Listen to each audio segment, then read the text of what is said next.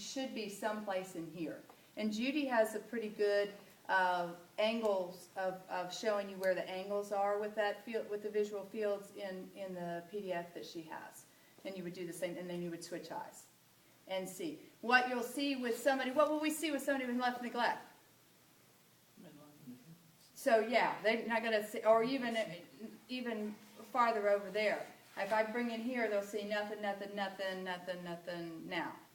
They'll see it when this eye starts to be in, you know, both sides are not paying attention to the left, not just the one eye. Does that make sense? Because they're not attending to the left, period. Well, that's the right, but you know what I mean. All right, so that is testing fields. It's usually the way that you'll hear people say it, is I'm testing the visual fields.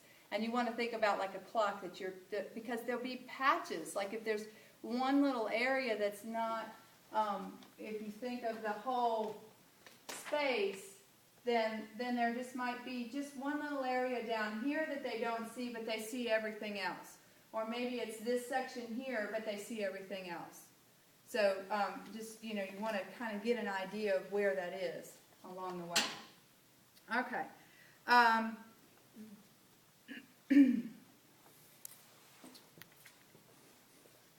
Then convergence is about where you see double vision is the term that we would just typically say. So when you bring something in straight in where you start to see two of it, and then when you bring it out where you go back to see one, and that space is usually somewhere as a couple inches. And so you have them just look forward and make sure I'm telling you like they'll tell you so I don't add confusion to it. And just have you look straight and just follow this as it comes in and tell me when it goes to 2. 2. And then you can do it as it's not a comfortable feeling. And then same thing coming out, tell me when it goes back to 1. Usually 1 is a little farther than for it to accommodate back out than 2. So what you're looking for is not way out here that you start to see 2, right? You know, when everybody's going to see 2 in close. Okay. The other thing to look on that one is if one eye, if you've got like a lazy eye and it's like checked out, then you're going to be able to come all the way close and still see 1 because you're not using your 2 eyes. One eye can be more suppressed than the other. So, you know, really try to get them to look with both eyes that direction and see.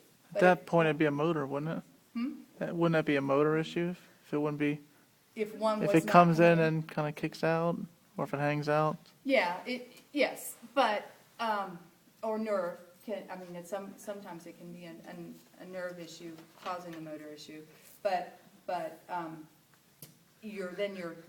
your actual convergence, what you're testing there is not as, not as obviously as accurate. All right, smooth pursuits at saccades. Smooth pursuits is that you're following the object back and forth with the head still, just the eyes. And this is where you can really get some interesting neuro responses. Did you guys do any of this with IMPEDS? Like after you spin and then you look at their eyes with neuro or something? Yeah. Y'all remember that? That's where this comes into play. So somebody who has like had a stroke or has some balance issues even, that's maybe not a stroke, certainly the older population, you're going to see more of this kind of breakdown. This is a huge field. Balance is a big deal. People reimburse for balance, and everybody wants to get trained in balance stuff so that you can bill out and get extra, reimbursement for it and get extra visits. So, and it's a great thing because if they have their balance and know how to stay safe and know how to improve it, then they can, be less likely to fall and more independent and all of those things. So. I think it's great, and you could get lots of special training in that. My training is minimal. So if I get somebody who has significant balance issues, then I would send them on to the people that because I've chosen to sort of specialize in other areas in the neuro population and not really go into balance. So if I just have a balance patient, they probably don't need to be with me, and I get somebody else to them. All right. So where were we on? We're on smooth pursuit. So this is the way to say this would be tracking, where you hear therapists all the time talk about tracking. All right, I want to check and see how they're tracking. So they're going to keep their head still and just follow their eyes. And what you're looking at is that it can smoothly go back and forth. Sometimes what you'll see is the first time they make it and the second time they can't do it. They're gonna, what it'll do is it'll take it to the side and you'll bring it back and they'll jump. They won't be tracking smoothly, and that can be a fatigue factor. It can be lots of issues that are dealing with that. So they may do it fine the first time, and then you may see it decrease, and then I might test it again and see what happens even on top of that. So you want to see a smooth as they go back and forth, their head still, and his just bounced. I don't know why. Come here. Yeah, and they're bouncing a little bit. So you might see a little nystagmus. You might see a little bit like that. The lady that didn't do it the first time, fatigue. See, it's the end of the day. You just used your brain too much. The lady that I'm seeing up that's coming now definitely has some vision issues, and so this week we're going to do vision in my lab, and so they'll be testing her and trying to kind of pinpoint exactly what's going on. I've done like the basic screening, but I'm going to have them go and do a little bit more specific kinds of stuff and see.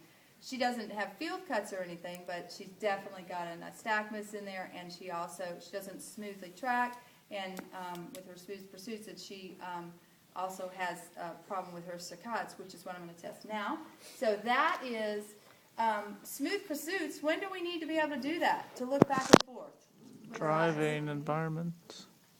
When we're scanning the environment, driving is a big, huge deal. So this lady, when her car broke down, they took away her keys and didn't give them back. And she's not good with numbers. She's aphasic, so I have no idea how long ago that was. I cannot seem to find out, like, was it like right after she had the stroke? Was she driving a couple years after the stroke? Or when that was in the spectrum? I've not clarified that. But I think it's probably a good idea, because if she moves her head and her eyes do not come with her head, then you get all dizzy-headed anyway, and you're not seeing what you need to be scanning because it's delayed, that response is delayed. Whereas if you hear a sound, you need to be able to scan and look.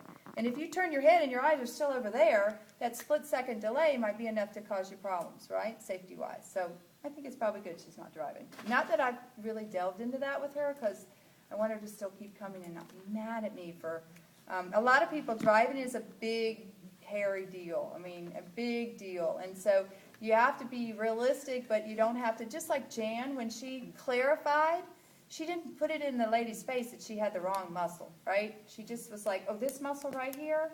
She's like, yeah, that one. You know, I really liked how she did that. It was nice, kind, and gently, and she had the information she needed. And it's the same sort of thing about driving. They're already not driving. I can try to clarify, but I don't need to rub it in about not driving, because obviously the families helped make that decision and stuff. All right, so saccades, the best thing to do is get some two pens, one with green and one with red, or it doesn't, color doesn't really matter, although a clarity for something that stands out, and red is typically a color that will stand out more. But you'd hold them on either side. So can I borrow your pen? And then you're going to have, make sure I'm accountable to get this back to you. You're going to have them out to the side, and you're going to say, I'm going to ask you to look to the red or to the right. That's why you have two different colors, so that left and right gets confusing sometimes, right? So, but I'll say look to your left or look to your right, okay? So look left and look right. And interestingly, you don't, in the way that she does this, you don't tell them to keep their head still. Now, he turned his head one time, didn't he? And then he only did his eyes the second time. I wonder why that was. So you might not, I don't know. But I would certainly make note of that, especially if he did it consistently. And now that I've said that, he's probably not going to do it again. But it'd be something to look into. Is there one side that's weaker than the other side, or kind of what's going on? Does that make sense? Okay, so let's try again. Look straight here at me, and look right, and look left, and right, and back to me, and right. All right, and see, can they make that jump? Do they get stuck? Sometimes it'll almost look like their eyes will go part way, and they'll get stuck, and then they'll poof, over. And so is that a coordination issue? Is that a finding the sort? What's going on? Is it a strength issue? What's going on? And if it's really important to know those things, then I probably will refer out, because it's not my strength. There's people that's all they do is vision stuff. So that would be, I'd want to, if I worked with somebody, I'd say, hey, can you see this person for a couple